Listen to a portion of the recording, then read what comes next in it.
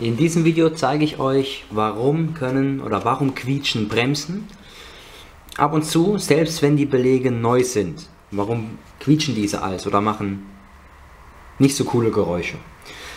Ich habe jetzt hier zwei Bremsscheiben mitgebracht. So, eine ganz normale Bremsscheibe. Ich rolle mal weiter hier vor.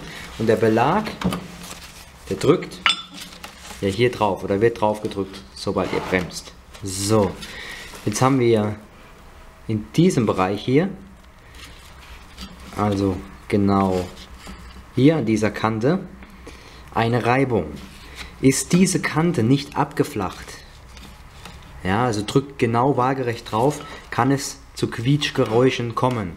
Wie wir sehen, ist bei diesem Bremsbelag die Kante schön abgesenkt und somit sollten keine Quietschgeräusche entstehen.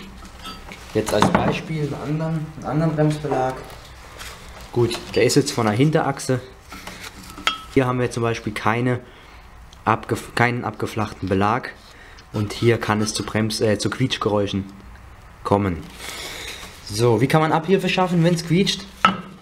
Man baut den Bremsbelag aus und geht hier schön gleichmäßig mit der Feile drüber und nimmt diese Kante ab. Das kann helfen.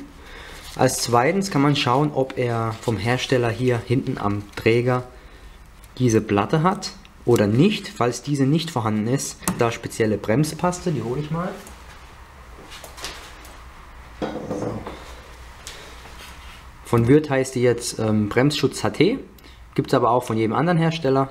Ich bestelle nur gerne bei Würth, deswegen habe ich es jetzt hier auch. Und dann können wir dann hier schön drauf machen. Ja, und dann nimmt es auch, wenn es wieder eingebaut ist, Schwingungen weg. Und natürlich hier bei den wo es reibt, auch drauf machen. Dann kann es beim Verschieben das Quietschen wegnehmen.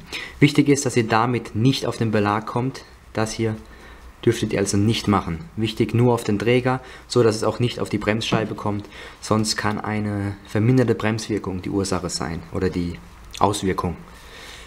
Ja, wenn euch das Video gefallen hat, macht einen Daumen hoch, teilt es, liked es